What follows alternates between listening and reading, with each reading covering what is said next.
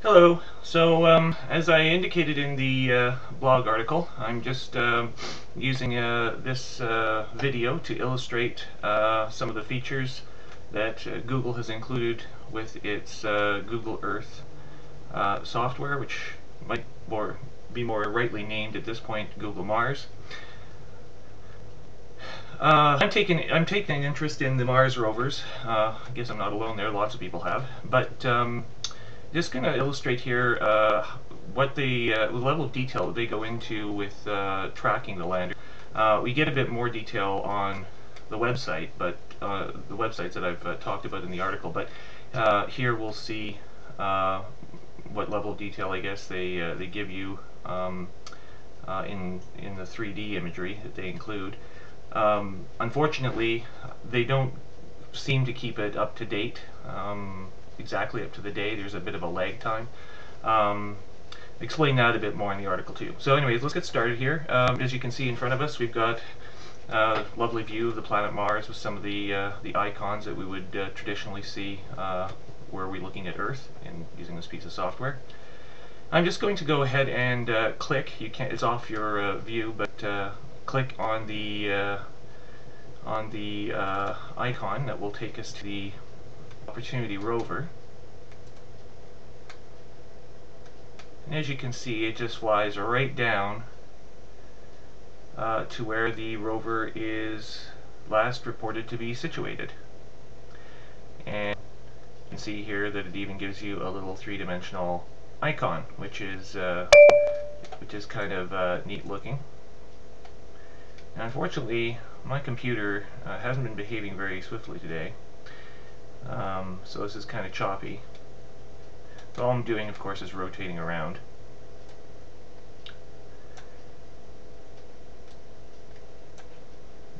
Actually, I'll just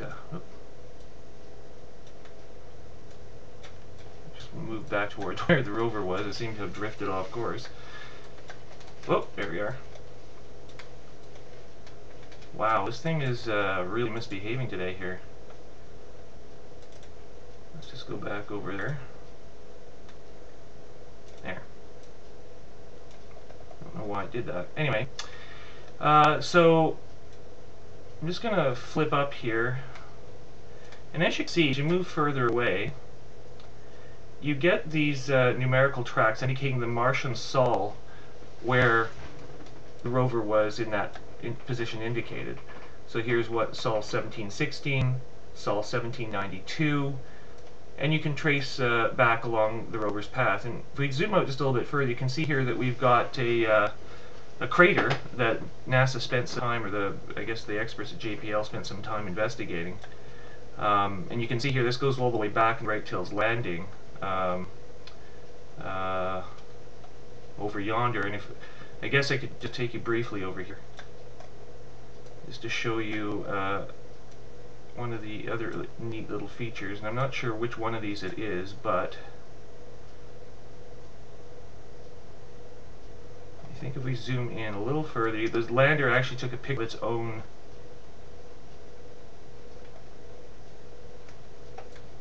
of its own deployment vehicle.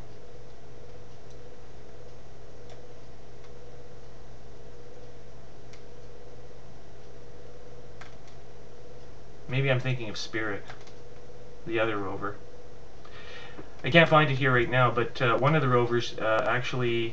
Oh, here it is, the heat shield. Yeah, a piece of the lander of the space vehicle that brought the rover to Mars is actually located here. So here we go. And no. Oh, here's the heat shield, I believe. There's a panorama here, which we're going to take a quick look at.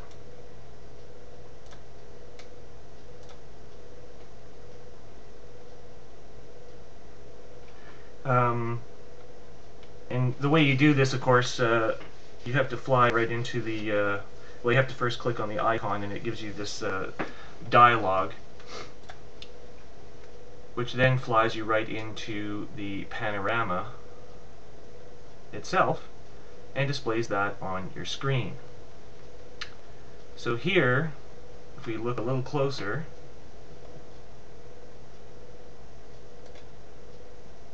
assuming my computer is going to let me do this today,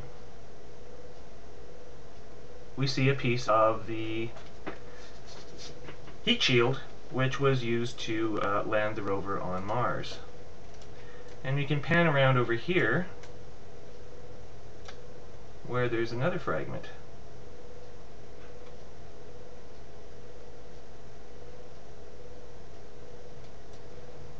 And these panoramas are intermittently throughout the path of both Spirit and Opportunity. Oh yeah, you can also look at it this way. And some panoramas are bigger than others. This one is actually kind of small, and it doesn't give you a very large view. But some of them are completely, around you can do a 360 degree rotation right around.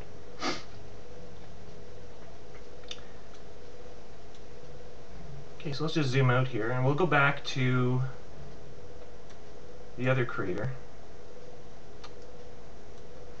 And they give these places names, but the whole length of this line that you're looking at, well, you can see on the scale down here, but I think it's traveled so far 15 kilometers.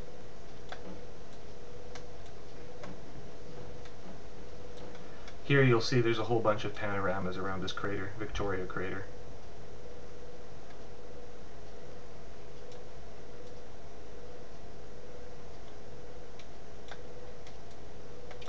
So in terms of compiling images and mission documentation, the Google Mars tool probably is one of the best tools for keeping track of both Opportunity and Spirit as they travel around Mars.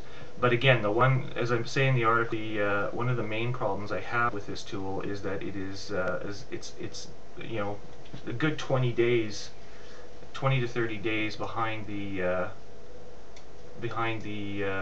real current date of the mission. And remember, we're dealing with Martian sols, which are a little bit shorter than Earth days by about minutes each. So I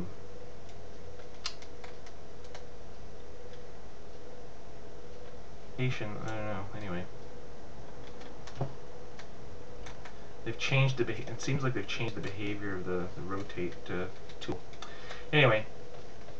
So that concludes my little demo of the